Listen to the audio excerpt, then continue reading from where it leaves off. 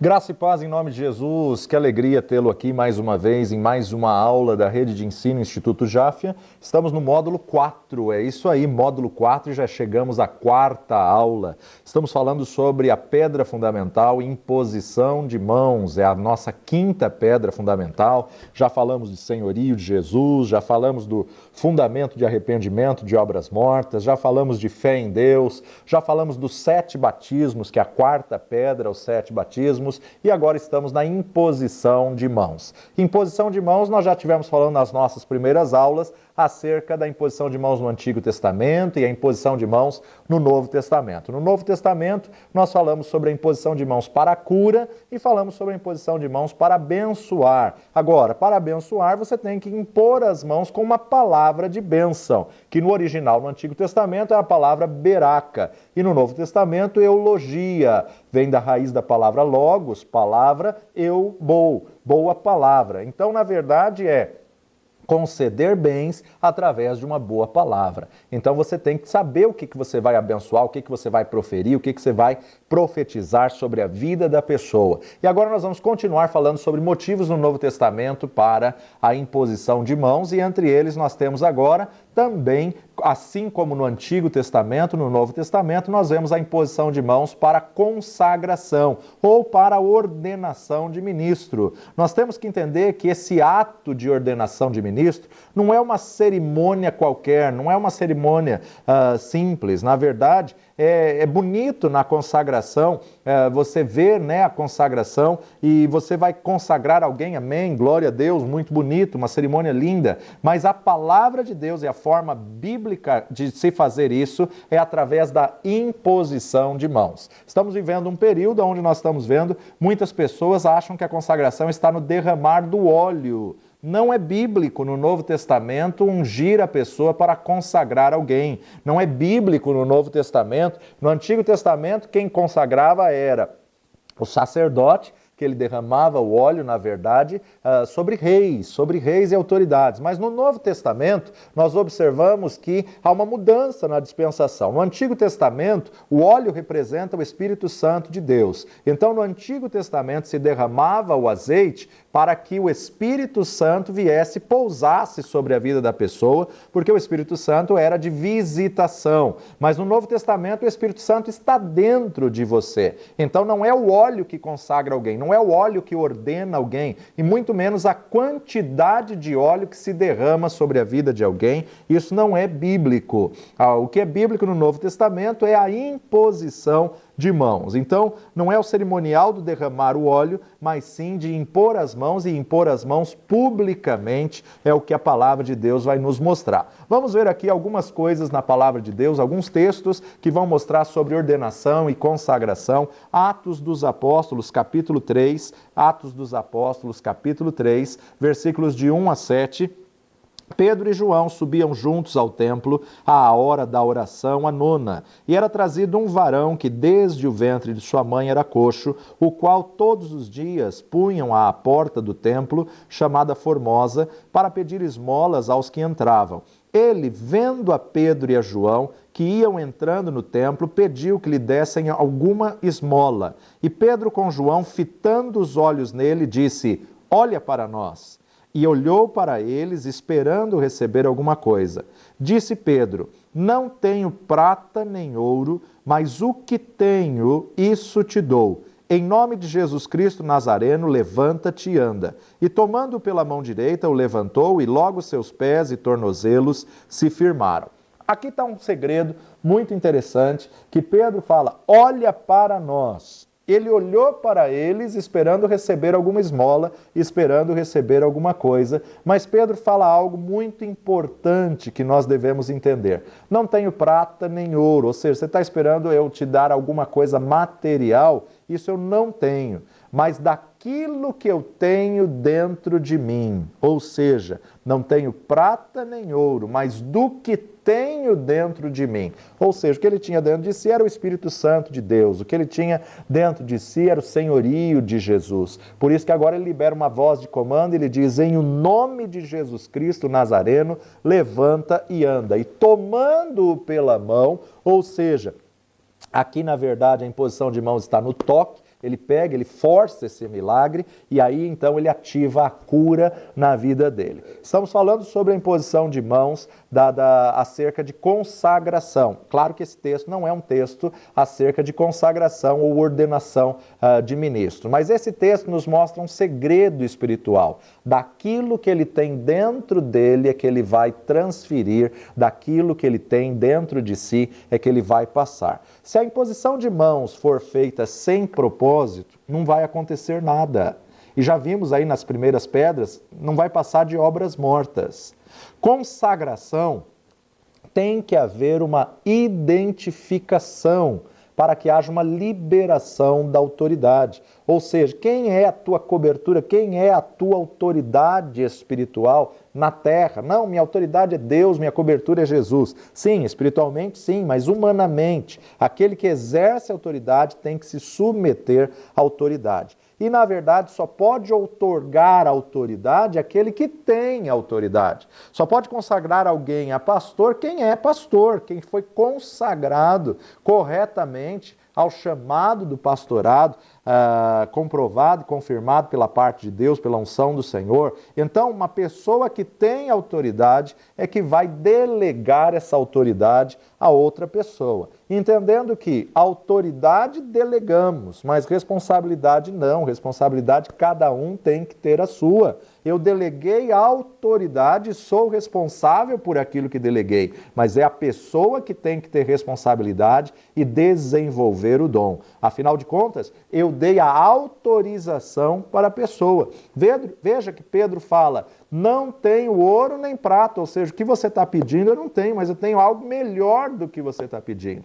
Eu não tenho dinheiro, mas eu tenho algo melhor. Eu tenho uma coisa para te dar, a cura, o milagre, em o nome de Jesus Cristo Nazareno, daquilo que eu tenho dentro de mim, levanta e anda, e pega ele pela mão direita, e aí, na verdade, nós vemos que ativa o milagre na vida deste homem. O pastor, o líder, o ministro, ele não pode, não deve, não é bíblico ele fazer tudo sozinho. O Senhor sempre quis que ele pudesse multiplicar a unção. E quanto mais você compartilha, mais ela multiplica. Números capítulo 11, vamos voltar aí ao Pentateuco, capítulo 11 de Números, dos versículos 11 a 17, Moisés acha pesado o seu cargo. Veja aqui e preste atenção que o texto está dizendo, e disse Moisés ao Senhor, por que fizestes mal a teu servo e por que não achei graça aos teus olhos, que puseste sobre mim a carga de todo este povo? Concebi eu, porventura, todo este povo? Gerei-o eu para que me dissesses que o levasse ao colo, como o aio leva o que cria à terra que juraste a seus pais? De onde teria eu carne para dar a todo este povo? Porquanto contra mim choram, dizendo, dá-nos carne a comer. Eu sozinho não posso levar a todo este povo, porque muito pesado é para mim. E se assim fazes comigo, mata-me, eu te peço. Se tenho achado graça aos teus olhos, não me deixes ver o mal. Deus designa 70 anciãos para ajudarem Moisés. E disse o Senhor a Moisés, ajunta-me 70 homens dos anciãos de Israel, de quem sabes que são anciãos do povo e seus oficiais, e os traga perante a tenda da congregação, e ali se porão contigo. Eu descerei e ali falarei contigo, e tirarei do Espírito que está sobre ti, e o porei sobre eles, e contigo levarão a carga do povo, para que tu sozinho não o leves. Moisés estava passando por uma situação muito difícil, em que muitos estavam murmurando, reclamando e achando que ele era Deus, que ele poderia resolver todas as coisas. Talvez por não confiar, talvez por medo, e a pessoa não tem capacidade física de fazer tudo sozinho. Veja que Deus não brigou com Moisés, Deus não repreendeu Moisés, Deus não humilhou Moisés, porque Deus sabia do limite de Moisés e sabia que Moisés não conseguiria continuar fazendo tudo sozinho. Ou seja, Moisés, você vai continuar sendo líder, você vai continuar sendo o pastor desse povo, mas você vai dividir o fardo com mais 70. Sabemos que só de homens saíram 600 mil homens, sem contar mulheres e crianças do Egito. É uma estimativa aí, um cálculo, que era aproximado 3 milhões de pessoas. Imagina uma pessoa sozinha pastorear 3 milhões de pessoas. Impossível. E aí, então, Deus lhe dá uma estratégia, Deus lhe dá um planejamento, como que vai compartilhar, dividir o fardo, para que esses 70 pudessem sentir o peso do ministério junto com eles. Falando em peso de ministério, há dois tipos de peso. Um é o peso da responsabilidade, ou seja, a última palavra continuava sendo de Moisés. A última palavra continua sendo do líder, da autoridade, da cobertura. Qualquer pessoa pode dar uma opinião. Dar opinião não é errado, né? Basta você saber como falar, basta você saber como conversar. Agora, quem vai decidir é quem responde pelo povo. Quem vai decidir é quem está na autoridade de assumir esse compromisso, ou seja, toda a ofício, todo título, todo cargo, tem aí os ossos do ofício, né? Então, na verdade, esse peso de responsabilidade é o peso aonde ele tinha a obrigação de tomar a decisão final. O fato de Deus falar conosco não elimina a responsabilidade de nós termos que tomar decisões, né? Somos humanos e precisamos tomar decisões, e o livre-arbítrio está no centro da alma, que vai te dar condições de dizer sim ou não, quero, não quero, faço, não faço. Agora, o outro peso, que é um peso ruim, é o peso que a pessoa pode estar sentindo de ter feito a coisa errada, ou estar fazendo a coisa errada, que aí vai gerar um fardo, vai gerar um cansaço. Você sempre vai ter um peso ruim quando você se mete a fazer aquilo que você não foi chamado a fazer. Por isso que Paulo vai dizer em Efésios capítulo 4, rogo-vos, pois eu, o preso do Senhor, que andeis como é digno da vocação em que foste chamado. Ou seja, aquilo que você foi chamado para fazer, vai vir uma graça de Deus, um revestimento de Deus, para que você possa fazer e ter capacidade em fazê-lo com excelência. Então, um peso ruim é por você estar fazendo a coisa errada. Isso vai gerar um fardo, vai gerar um cansaço, um enfado, uma tristeza, uma frustração por você querer fazer o que você não foi chamado a fazer. Ou seja, se você não foi chamado para profeta, não adianta você querer viver o ofício profeta. Se você não foi chamado para o apostolado, não adianta você querer o cargo, o título, o ofício apostólico, porque isso vai te gerar mais peso, vai te gerar aí frustração e decepção, que é diferente do peso da responsabilidade daquilo que você tem. Moisés continuaria sendo líder, mas ele iria compartilhar desse peso que ele estava sentindo com mais 70 pessoas, ele iria compartilhar essa posição. É diferente, aqui são posições ministeriais, que é diferente, na verdade, do que aconteceu em Êxodo, capítulo 18, onde ele levanta líderes para poder governar junto com ele. Êxodo, capítulo 18, pela instrução e aconselhamento do seu sogro Jetro, ele vai dar aí uma estratégia para ele. Então veja só, Êxodo capítulo 18, que aconteceu bem antes de Números, capítulo 11, em Êxodo 18, versículo 13, nos diz assim: e aconteceu que, ao outro dia, Moisés assentou-se para julgar o povo, e o povo estava em pé diante de Moisés desde a manhã até à tarde. Vendo, pois, o sogro de Moisés tudo o que ele fazia ao povo, disse: que é isso que tu fazes ao povo? Por que te assentas só, e todo o povo está em pé diante de ti desde a manhã até à tarde? Então disse Moisés a seu sogro: é porque este povo vem a mim para consultar a Deus. Quando tem algum negócio, vem a mim, para que eu julgue entre um e outro e lhes declare os estatutos de Deus e as suas leis. E o sogro de Moisés, porém, lhe disse: não é bom o que fazes. Totalmente desfalecerá assim tu como este povo que está contigo, porque este negócio é muito difícil para ti. Tu só não o podes fazer. Ouve agora a minha voz, e eu te aconselharei, e Deus será contigo. Sê tu pelo povo diante de Deus, e leva tuas coisas a Deus, e declara-lhes os estatutos e as leis, e faz-lhes saber o seu caminho, em que devem andar, e a obra que devem fazer. E tu, dentre todo o povo, procura homens capazes, tementes a Deus, homens de verdade, que aborrecem a avareza, e põe-nos sobre eles por maiorais de 1000, por maiorais de 100, maiorais de 50 e maiorais de 10, para que julguem este povo em todo o tempo, e seja que todo negócio grave tragam a ti, mas todo negócio pequeno, eles o julguem assim. E a ti mesmo te aliviarás da carga, e eles a levarão contigo. Se isto fizerdes, e Deus te mandar, poderás então subsistir, assim também todo este povo em paz virá ao seu lugar. E Moisés deu ouvidos à voz do seu sogro e fez tudo quanto tinha dito. E escolheu Moisés homens capazes de todo Israel, e os pôs por cabeça sobre o povo, maiorais de 1000, maiorais de 100, maiorais de 50 e maiorais de 10. E eles julgaram o povo em todo o tempo, o negócio árduo traziam a Moisés, e todo negócio pequeno julgavam eles. Então despediu Moisés o seu sogro, o qual se foi à sua terra.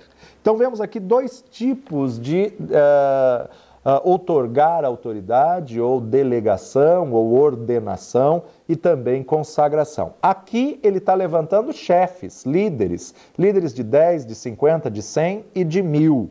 E lá, em Números, muitos anos depois, ele está compartilhando com 70 anciãos o peso ministerial, o peso, a carga ministerial. Essa estratégia que Jetro deu para Moisés, o mundo corporativo descobriu essa estratégia e tem trabalhado assim. Nós observamos que grandes empresas crescem e trabalham exatamente do micro para o macro, chefes de 10, de 50, de 100 e de 1000. Jesus também fez isso, Jesus também separou 70 e outorgou autoridade sobre os 70, que voltaram todos felizes, porque no nome de Jesus os demônios eram expulsos da vida das pessoas, e o Senhor diz, não se alegrem porque os demônios se sujeitam ao nome, mas se alegrem porque o teu nome está escrito no livro da vida. Então nós observamos que Jesus usou essa estratégia de 70, e de 70 ele tinha 12, que eram seus discípulos mais chegados, de 12 ele tinha 3,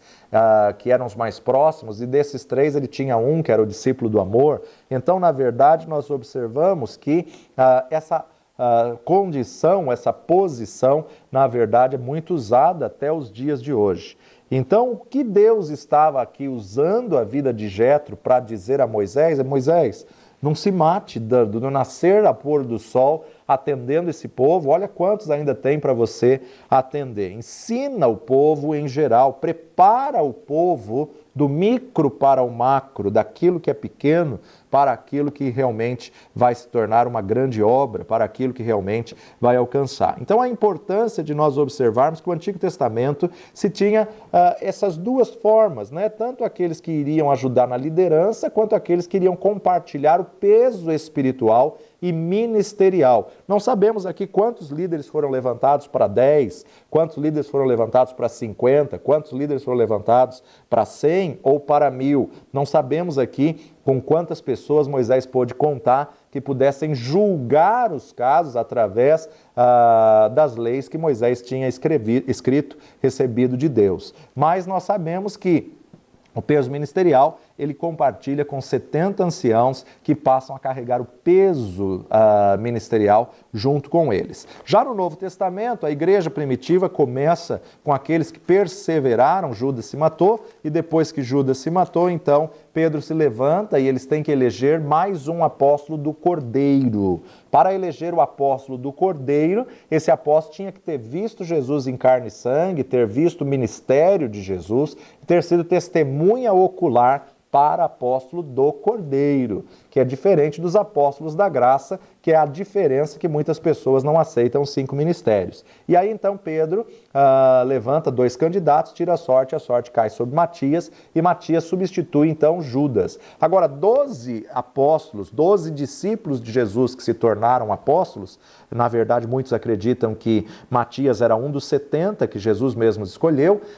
mas 12 para governar toda a igreja que estava em tremenda expansão. Primeira pregação de Pedro, 3.000 se converte. Segunda pregação de Pedro, 5.000 se converte. Terceira pregação, perdem a conta. A estimativa era que a igreja local estava com mais de 20.000 pessoas, sem contar mulheres e crianças. Então nós vemos que só para 12 pessoas era difícil.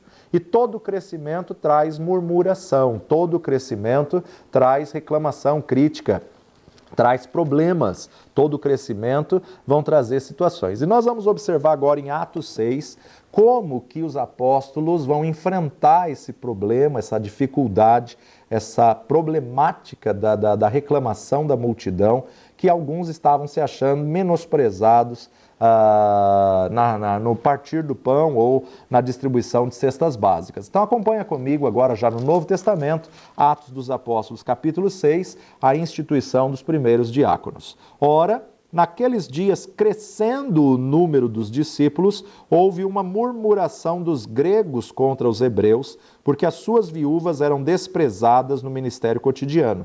E os 12, convocando a multidão dos discípulos, disseram: não é razoável que nós deixemos a palavra de Deus e sirvamos às mesas. Escolhei, pois, irmãos dentre vós, 7 varões de boa reputação, cheios do Espírito Santo e de sabedoria, aos quais constituamos sobre esse importante negócio. Mas nós perseveraremos na oração e no ministério da palavra. E esse parecer contentou a toda a multidão, e elegeram Estevão, homem cheio de fé e do Espírito Santo, e Filipe, e Prócoro, e Nicanor, e Timão, e Parmenas, e Nicolau, prosélito de Antioquia, e os apresentaram ante os apóstolos, e estes, orando, lhes impuseram as mãos. E crescia a palavra de Deus, e em Jerusalém se multiplicava muito o número dos discípulos, e grande parte dos sacerdotes obedeciam à fé. Nós vamos observar aqui algumas coisas muito interessantes. A primeira delas, crescendo o número dos discípulos, houve murmuração dos gregos contra os hebreus, dos hebreus contra os gregos, porque as viúvas helenistas estavam se sentindo menosprezadas, desprezadas no ministério cotidiano, ou seja, na repartição dos alimentos, na ação social, na distribuição dos alimentos. As viúvas começaram a reclamar que na cesta básica da hebreia foi tal ingrediente que na cesta básica dela não foi, e assim por diante. Os 12, vendo a insatisfação do povo, convocou toda a multidão e jogou a responsabilidade sobre eles. Enxergue no texto que não foram os apóstolos que escolheram os primeiros diáconos, os 6 primeiros diáconos, não. Escolhei dentre vós 7 varões de boa reputação, 7 varões, 7 diáconos. Escolhei dentre vocês, ou seja, a multidão é que vai ter que escolher, mas existe aqui algum crivo, existe aqui algumas qualificações que eles vão colocar que devem ser eleitos, escolhidos. O povo deve escolher alguém que tenha boa reputação, o povo deve escolher alguém que seja cheio do Espírito Santo, deve escolher alguém que seja cheio de sabedoria, deve escolher alguém que, na verdade, conheça a palavra de Deus, e vamos constituir sobre eles esse importante negócio. Ou seja, não era vergonhoso distribuir cesta básica, não era menosprezando o papel e da importância de distribuir a cesta básica, porém os apóstolos tinham que perseverar na oração e na palavra, no ministério da oração e no ministério da palavra. Mas é interessante notarmos que uma multidão estimada de aproximadamente 20 mil pessoas ter que destacar 7. Como que se destaca 7 pessoas dentro de 20 mil como boa reputação? O que, na verdade, eu entendo é que esses 7 já trabalhavam no anonimato.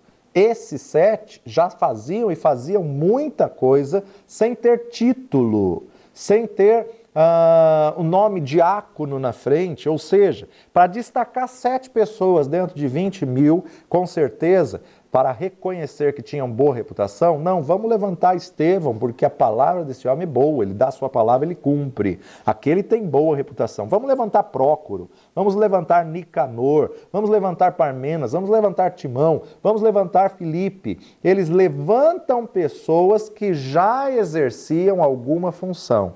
Então a ordenança, nenhum pastor vai ungir alguém para fazer algo.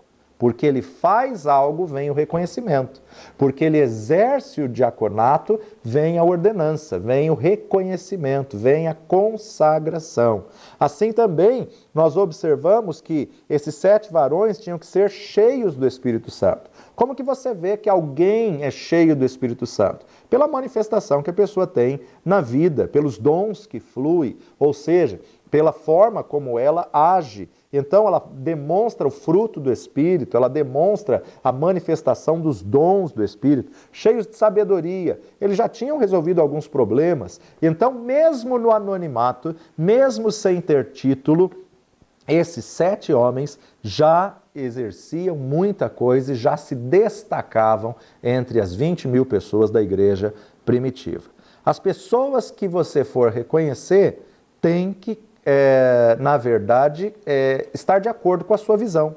As pessoas que você for ordenar e impor as mãos sobre a ordenança têm que estar de acordo com aquilo que você tem de chamado. Então, elas devem ter a mesma visão. Outra coisa que vale a pena a gente destacar aqui já nesse texto de Atos capítulo 6 é que quando eles separaram os 7 candidatos, trouxeram diante dos apóstolos e os apóstolos oraram e impuseram as mãos. Veja que o texto não diz derramaram óleo, consagraram eles com óleo. Não, o texto simplesmente diz que oraram e impuseram as mãos na frente da multidão. Por outro lado, sempre o título vai trazer perseguição, né? Passado algum tempo, alguns anos, você vê aí que eles começam a se enciumar pelo ministério, desenvolvimento de ministério de Estevão e chegam ao ponto de apedrejar Estevão, caluniando e falando coisas contra a vida desse grande diácono que tinha um tremendo conhecimento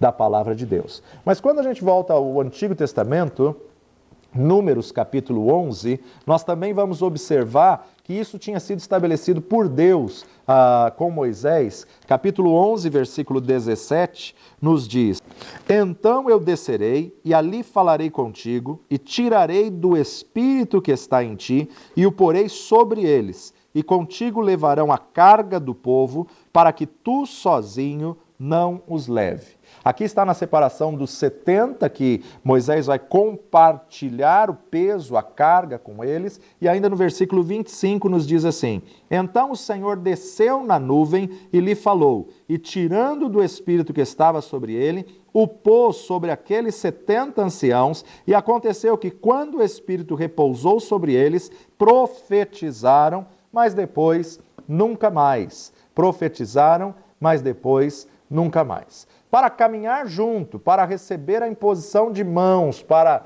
ordenança de ofício, de ministério, consagração de ministério, a pessoa tem que concordar com a visão do ministério. A palavra vai nos dizer: não imponha precipitadamente a tua mão. A grande verdade é: nós não podemos nos precipitar em reconhecer ofícios. Por quê? Porque temos que conhecer a visão, temos que saber se estamos de acordo, temos que saber se testifica no nosso coração. Se não, é melhor que a pessoa vá para outro lugar, vá para outra igreja e seja consagrada por outra pessoa. Por quê? Porque, na verdade, ela não tem a identificação, ou ela não entende, ela não aceita aquele ministério. Infelizmente, tem muitas pessoas correndo atrás de reconhecimento, atrás de títulos humanos e não se preocupa com que visão que tem a pessoa que vai impor as mãos sobre ele, não se preocupa se a pessoa que vai receber a imposição de mãos tem o chamado ou não. Muitas pessoas reconhecendo pessoas sem vínculo. Para que haja uma imposição de mãos para a ordenação de ministros de ofícios, tem que haver vínculo e tem que haver identificação do chamado ministerial. Números capítulo 27, nós vemos agora Moisés reconhecendo Josué diante do povo.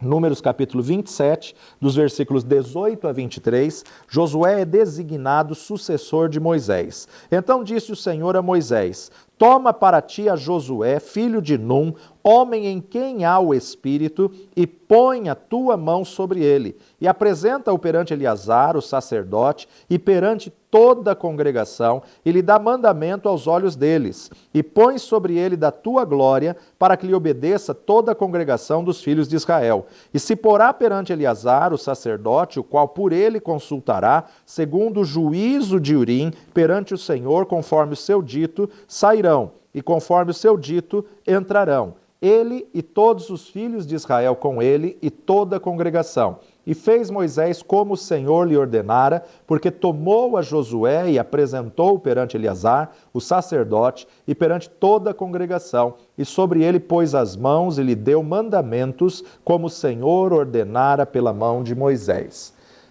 Deus está dizendo a Moisés: pega Josué, filho de Num, em quem há o Espírito. Ou seja, Josué era um daqueles 70, tanto é que Josué, quando viu dois, Eldade e Medade, profetizando, foi falar com Moisés: Moisés, proíbe-lhes, estão profetizando. E Moisés diz: queira Deus que todos fossem profetas, queira Deus que todos profetizassem, ou seja, foi para isso que eu consagrei eles, foi para isso que eu ordenei eles, para que realmente eles possam fazer aquilo que eu tenho feito, ou exercer o ministério que eu tenho feito, levar comigo a carga sobre esse povo. Mas Josué agora amadureceu, Josué agora está recebendo aí a unção, o reconhecimento diante de todo o povo. Ele está recebendo a ordenação diante de todo o povo. Pega Josué, filho de Num, em quem há o Espírito, e aqui Espírito também fala de ânimo, de desejo. O Espírito Santo não habitava na vida da pessoa antigamente, mas já tinha visitado pela imposição de mãos dentro dos 70 que foram escolhidos. E é interessante nós observarmos que Josué, embora ele tivesse um comportamento e um temperamento totalmente diferente de Moisés, nós observamos que Josué sempre foi fiel servidor de Moisés. Josué tem a visão que Moisés tinha. Josué continuou a corrida do bastão. Josué pegou o bastão das mãos de Moisés e seguiu adiante. Era um homem que tinha a mesma visão. Pessoas que concordam com a visão é que tem que ser reconhecida e consagrada, que tem que ser ordenada. Não adianta a gente impor as mãos em ordenação, impor as mãos em consagração em pessoas que não concordam com a visão, porque vamos ter problemas lá na frente. Ou seja, para a pessoa receber a ordenação, ela tem que estar de acordo com a visão ministerial para que ela possa desenvolver o ministério com excelência. Para se receber a consagração, a ordenação, primeiro tem que se saber se concorda com a visão da igreja, com a visão do pastor, e se não, é melhor a pessoa ir para outro lugar. Porque a imposição de mãos transfere aquilo que tenho dentro de mim, transfere a visão para outros. E aí a pessoa vai sonhar com que essa autoridade sonha, vai começar a idealizar os projetos e os sonhos que essa autoridade idealiza e também pode projetar diante da visão da imposição de mãos. Então, para isso tem que haver uma identificação. A primeira condição aqui para reconhecer ofícios, a identificação. Mateus capítulo 10, versículo 40 a 42 diz: quem vos recebe a mim, me recebe, e quem me recebe a mim, recebe aquele que me enviou. Quem recebe um profeta na qualidade de profeta, receberá o galardão de profeta, e quem recebe um justo na qualidade de justo, receberá o galardão de justo. E qualquer que tiver dado só que seja um copo de água fria a um desses pequenos, em nome de discípulo, em verdade vos digo que de modo algum perderá o seu galardão. Jesus está dizendo aqui acerca de identificação, uma identificação com a visão, reconhecer, identificar a pessoa, apresentar a pessoa. Vamos, na verdade, assim como a ovelha reconhece a voz do seu pastor, precisamos identificar a voz.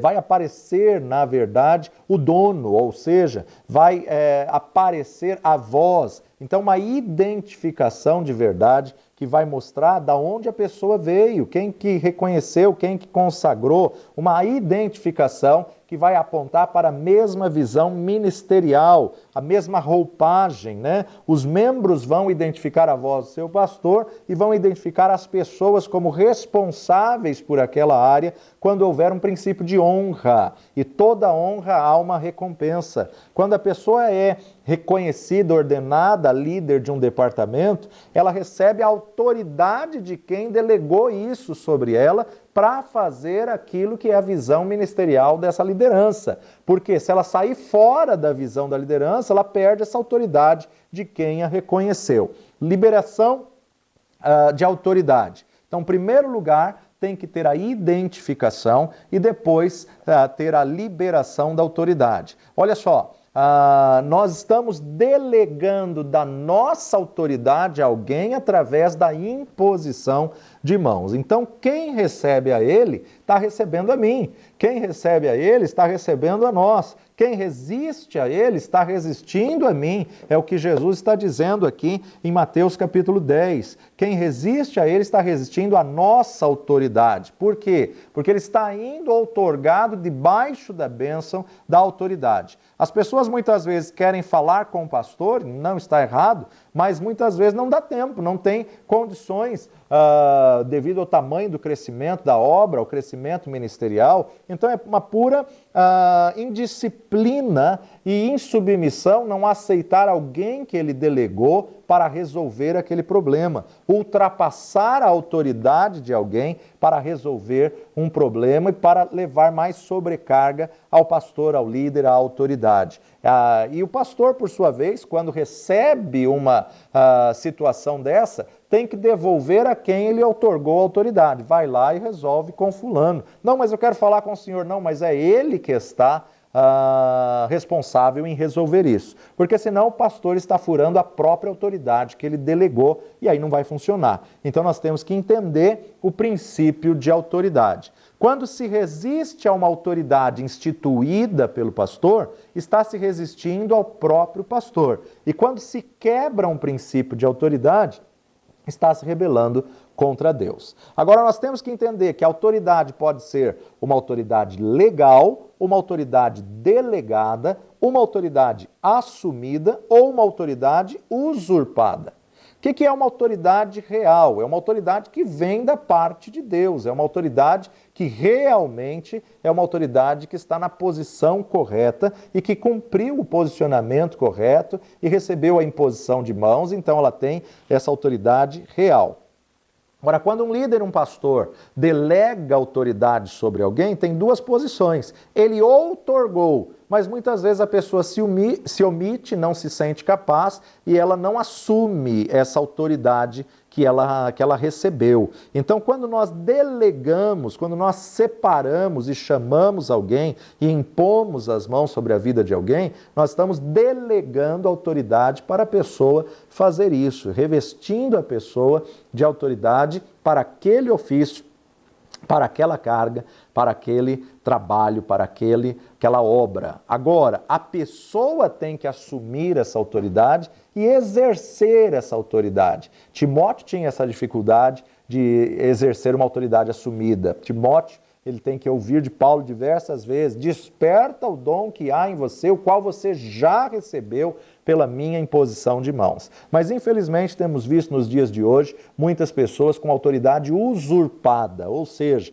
não tem autoridade para fazer aquilo, mas passa na frente de alguma autoridade e quer exercer, quer quebrar princípios de autoridade que vai gerar rebelião e vai gerar maldição, não só para si, como também para o povo. Então a autoridade usurpada é aquela pessoa que não tem uma autoridade para fazer uma coisa, mas assume. Chega ao cúmulo, né, de auto-se ungir, auto-se consagrar, auto-se ordenar, que não é bíblico. Então nós temos que tomar cuidado. Davi tinha muito zelo e muita preocupação em não usurpar a autoridade de Saul. Tanto é que até o momento em que Saul está morto e Davi fica sabendo que Saul está morto, Davi ele vai orar e vai buscar de Deus, dizendo: Senhor, é este o momento que eu tenho que assumir? Eu devo assumir sobre todo Israel? Eu devo assumir só sobre Hebrom? Eu devo assumir só sobre Jerusalém? E Deus fala: não, Davi, agora é o momento de você assumir, mas assumir sobre Hebrom. Começa sobre Hebrom, começa sobre Judá, vai chegar o tempo de você assumir Jerusalém. E aí Jerusalém, quem assume é Isbosete, um dos filhos de Saul, que depois vai ser morto. Mas Davi, ele se preocupava muito, ele teve oportunidade de matar o rei Saul 2 vezes pelo menos, e ele diz: como poderia eu levantar a mão contra o ungido do Senhor e ficar impune? Mesmo tendo sido já consagrado a rei, ele não queria de maneira alguma usurpar a unção do rei Saul, ele não queria de maneira alguma usurpar o ministério do rei Saul ou usurpar a autoridade que Saul tinha. Então você vê que por causa disso até que ele se torna um reinado perpétuo, um reinado com uma motivação correta, porque ele nunca usurpou a autoridade do seu antecessor. Voltando aqui para o texto de Atos capítulo 6, na escolha dos apóstolos, você observa que na escolha dos diáconos, você observa que os apóstolos dizem: escolhei, pois, dentre vós. Quem escolhe é o povo. Então, o pastor não vai escolher da forma como ele quer. Tem que haver a aceitação do povo. Eu não faço ninguém pastor. O fato de a pessoa ter um chamado e pastorear vai fazer o povo reconhecer ela como pastor. Ou seja, mesmo que ela não tenha o título ainda, mesmo que ela não foi ordenada pastor, se ela vai visitar uma pessoa que está enferma, se ela ora por um necessitado, se ela atende e aconselha uma pessoa na hora que ela precisa, naturalmente a pessoa vai começar a dizer: oh, esse é meu pastor, essa é minha pastora. E de repente a pessoa fala: não, irmão, eu não sou pastor ainda, eu não tenho esse título ainda. Não, mas quem me visitou quando eu precisei foi você. Quem me aconselhou quando eu necessitei foi você. Quem me ensinou quando eu necessitei foi você. Então, na verdade, o que acontece? O povo que tem que reconhecer. Não é um líder, um pastor, um bispo, uma autoridade que unge ou não unge alguém, consagra ou não consagra alguém, reconhece ou não reconhece alguém. Ele reconhece aquele que o povo reconheceu. E como que o povo reconheceu? Por estar fazendo. Os diáconos recebem a autoridade de auxiliares, os diáconos recebem a autoridade para servir, porque já demonstravam boa reputação, já demonstravam serem cheios do Espírito Santo, já demonstravam serem cheios de sabedoria, e aí então receberam esse importante negócio, a imposição das mãos diante do povo, reconhecendo eles como diáconos. Então perceba que os diáconos seriam aqueles que iriam coordenar o trabalho. O diácono é o levita do Antigo Testamento, que cuidava do templo, zelava pelo templo, que zelava pelos serviços do dia a dia. Então eles iriam coordenar todo o trabalho, eles seriam líderes de departamento. O ministério de oficiais hoje, ele é bem mais abrangente do que na igreja primitiva, mas não passam de servos do Senhor, assessores do reino, de oficiais da casa, de diáconos que podem exercer esse importante negócio, tendo, na verdade, uma prioridade de servir o pastor, servir o altar e servir os membros, servir a igreja. E muitas vezes o membro não entende isso, quer que o pastor faça todas as coisas. Impossível o pastor resolver, solucionar todas as coisas. Mas, na verdade, a gente observa que aqui, para distribuir a cesta básica, para servir as mesas, eles tinham que ter qualidades, eles tinham que ter qualificações, eles tinham que ser de boa reputação, cheios do Espírito e cheios de sabedoria. Agora, quando vamos para o capítulo 13 de Atos, Atos capítulo 13, Barnabé e Saulo são enviados pela igreja de Antioquia, a primeira viagem missionária de Paulo. Na igreja que estava em Antioquia, que havia alguns profetas e doutores, a saber, Barnabé e Simeão chamado Níger, e Lúcio, Cirineu e Manaém, que fora criado com Herodes, o tetrarca, e Saulo, e servindo eles ao Senhor e jejuando, disse o Espírito Santo: apartai-me a Barnabé e a Saulo para a obra a que os tenho chamado. Então, jejuando e orando e pondo sobre eles as mãos, os despediram. Saulo e Barnabé pregam em Chipre, Elimas, o encantador. E assim estes, enviados pelo Espírito Santo, desceram a Seleucia e dali navegaram para Chipre. Veja que havia alguns profetas e mestres, havia alguns profetas e doutores ali na igreja de Antioquia. A igreja primitiva tinha profetas. Profeta é um ministério para a igreja dos dias de hoje. Sim, faz parte do chamado de Deus dos 5 ministérios da mão ministerial do corpo de Cristo. Apóstolo, profeta, evangelista, pastor e mestre. Havia alguns profetas e doutores. Eles estavam no momento de comunhão, no momento de devoção, eles estavam orando, jejuando e orando. O Espírito Santo disse a eles: separai-me a Barnabé e a Paulo e envia para onde eu tenho um chamado na vida deles. Impondo as mãos, os enviaram. Impondo as mãos. Então eles estão separando, na verdade, Paulo e Barnabé, que começa com Barnabé e Paulo, estão separando Barnabé e Paulo para o apostolado. Eles impõem as mãos sobre eles e os enviam. Apóstolo nada mais é do que o termo o enviado. Enviado com uma missão específica. Paulo e Barnabé recebem autoridade para essa viagem, recebem autoridade para essa obra, para essa missão. E Paulo, ele vai receber autoridade da igreja para uma missão específica de ir pregar o evangelho sobre os gentios, que foi o que o Senhor tinha falado na revelação que ele teve no caminho de Damasco. Mais interessante que eles são enviados através da imposição de mãos daqueles que estavam ali orando. João capítulo 13, versículo 3 e 4, João 13, versos 3 e 4, Jesus, sabendo que o Pai tinha depositado nas suas mãos todas as coisas e que havia saído de Deus e que ia para Deus, levantou-se da ceia, tirou as vestes e, tomando uma toalha, cingiu-se. Depois, pôs água numa bacia e começou a lavar os pés aos discípulos e a enxugá-los com a toalha com que estava cingido.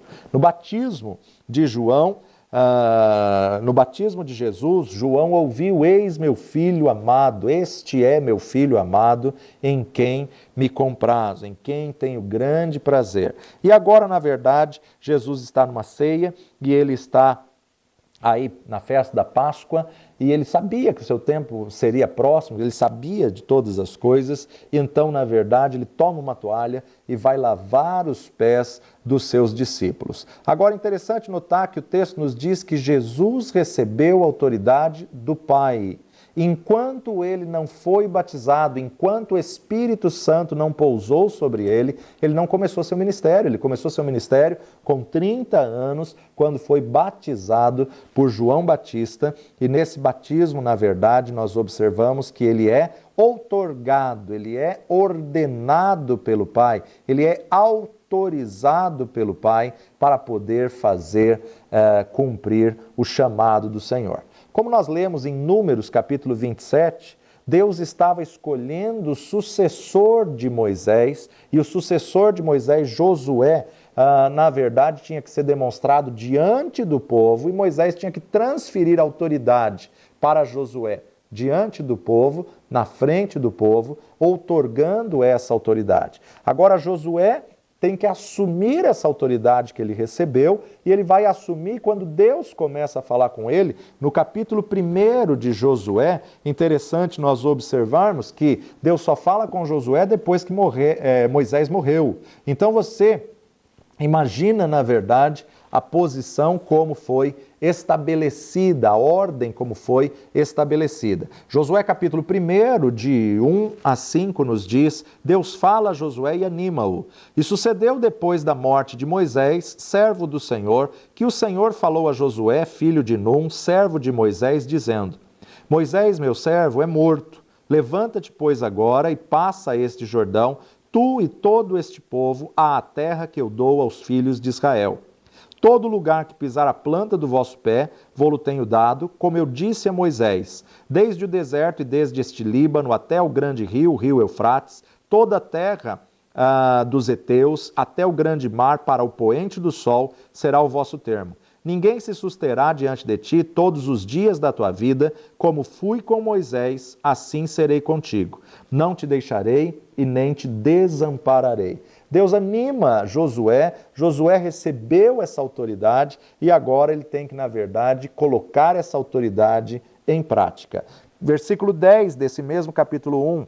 Então deu ordem Josué aos príncipes do povo, dizendo, ele assumiu a autoridade, ele começa agora a ordenar. Versículo 16, então responderam a Josué dizendo, tudo quanto nos ordenastes faremos, e aonde quer que nos enviares, iremos. Como em tudo ouvimos a Moisés, assim te ouviremos a ti, tão somente que o Senhor teu Deus seja contigo, como foi com Moisés. Versículo 18, todo homem que for rebelde à tua boca e não ouvir as tuas palavras em tudo quanto lhe mandares, morrerá.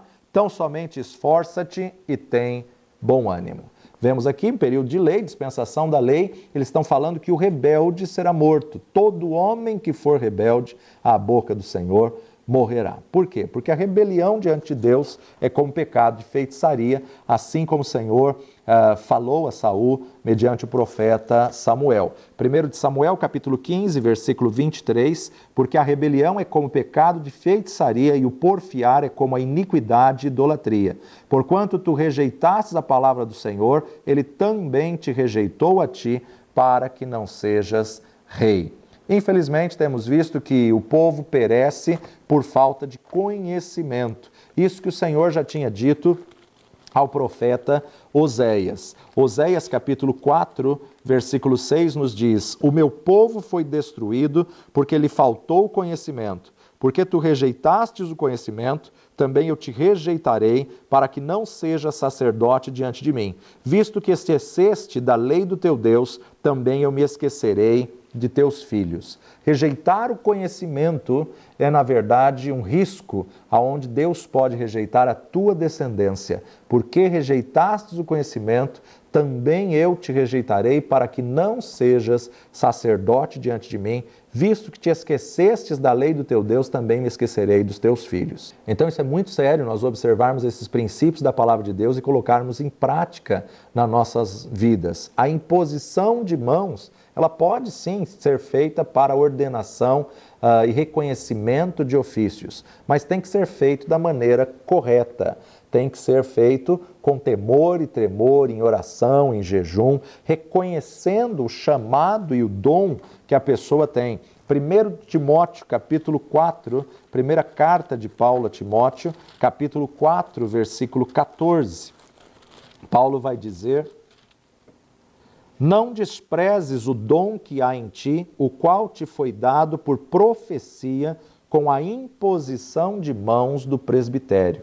Timóteo tinha essa dificuldade de assumir a autoridade que ele já tinha. Não desprezes o dom que já está em você, o qual você recebeu pela imposição de mãos. Mais uma vez, veja, tanto em Atos 6, quanto em Atos 13, quanto em 1 Timóteo 4, não fala sobre o derramamento de óleo, não fala sobre a consagração, derramar óleo sobre a pessoa, mas sim com o reconhecimento através da imposição de mãos. Romanos capítulo 1, verso 11, Romanos 1, verso 11, porque desejo ver-vos para vos comunicar algum dom espiritual, a fim de que sejais confortados. Aqui você observa Paulo escrevendo a Roma, e ele tinha desejo de ir para Roma para poder compartilhar dons pessoalmente, para poder compartilhar dons assim que ele estivesse presente. Então, o que era, na verdade, o presbitério? O presbitério era uma junta de pastores da igreja primitiva,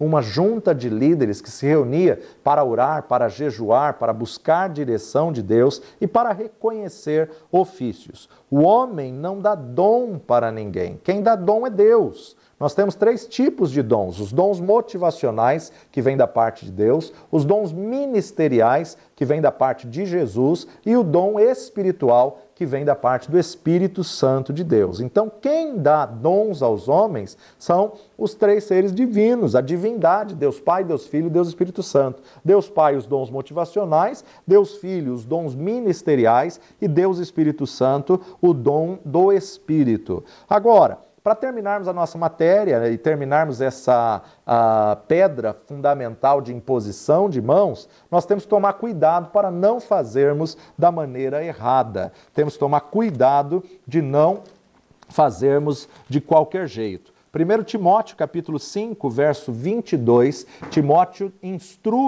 Paulo instrui a Timóteo dizendo: a ninguém imponhas precipitadamente as mãos e nem participes dos pecados alheios, conserva-te a ti mesmo puro. Interessante que o texto nos diz, não participe de pecados alheios. E isso tem causado muito problema nas igrejas dos dias de hoje. Muitas pessoas estão deixando de orar ou deixando de impor as mãos, achando que, na verdade, vai ser transferido para ela vai ter retaliação, ela vai ter problema ou vai participar do pecado do outro. Não, não é isso que o texto está querendo dizer em si. O texto está querendo dizer, se você ainda não tem a unção, se você ainda não está apto para fazer algo, espere o momento certo. Então a importância de nós entendermos que aquele que está cheio do Espírito Santo, aquele que tem uma autoridade no nome do Senhor, ele nunca jamais vai participar do pecado alheio, ele nunca jamais vai participar do orgulho, da soberba, da vaidade da pessoa que está lutando pela busca de um título e quer um reconhecimento humano somente para se vangloriar e não para cumprir o chamado. Paulo está instruindo a Timóteo dizendo: cuidado, Timóteo, não imponhas as mãos da maneira errada, não imponhas precipitadamente. Ou seja, ele não está falando a respeito de ungir as pessoas ou a respeito de reconhecer neófitos. Não, nós observamos o que é o neófito. Neófito é aquele que é recém-convertido. Claro que também não tem condições de um neófito ser reconhecido a algum cargo, a algum ofício. 1 Timóteo capítulo 3, verso 6. Quando ele está falando sobre os deveres dos bispos e os deveres dos diáconos, ele diz que não neófito, para que ensoberbecendo não caia na condenação do diabo. Então a imposição de mãos, ela é uma transferência. Cada um transfere, transmite aquilo que ele tem. É uma autoridade delegada. Então não seja participante do pecado alheio, ou seja, se a pessoa ainda não tem a consciência do que é o ministério, do que é a conversão, do que são essas pedras fundamentais, na verdade, ela não tem condições de exercer um chamado ministerial. Então você observa que primeiro a pessoa tem que ser colocada em exame, primeiro a pessoa tem que ser examinada, observada, se ela tem caráter, se ela tem integridade, se ela tem palavra, se ela realmente tem Jesus como Senhor, se ela se converteu. Ela precisa, na verdade, demonstrar essa conversão. Existem alguns cuidados que têm que ser tomados na imposição de mãos.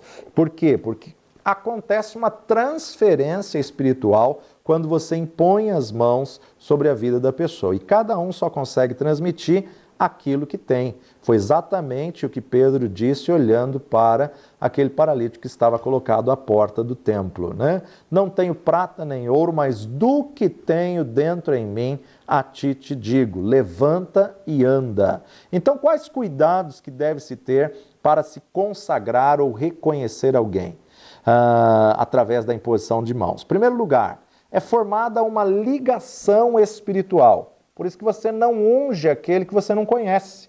Você tem que ungir aquele que você conhece, aquele que você se identifica. É um risco tanto para quem consagra como para quem foi consagrado por um desconhecido. Então, na verdade, você tem que entender que a ordenação é uma aliança. A ordenação, quando alguém impõe as mãos sobre você, né? Moisés impôs as mãos sobre Josué. Moisés impôs as mãos e, na verdade, você observa que firmou uma aliança. Agora, Josué se precipitou, na verdade, e fez uma aliança precipitada. E quando Josué fez uma aliança precipitada com os gibeonitas, ele pagou um preço caro, ele travou batalhas desnecessárias, houve um amotinamento de outros reis para lutar contra os gibeonitas e Josué teve que defender, justamente por quê? Por precipitação. Então, muitas vezes a gente observa que vem um espírito de engano, né? Como aqueles gibeonitas se apresentaram diante de Josué com as vestes rotas, sapatos rasgados, pão embolorado, estamos com fome, com uma cara de comiseração, demonstrando aí a necessidade, querendo que ele suprisse, mas na verdade estavam com a motivação errada, porque era próximo o povo que Deus iria ordenar para destruir, mas Josué se precipitou e fez a aliança. A partir do momento que ele fez a aliança não podia ser quebrada, porque a aliança fala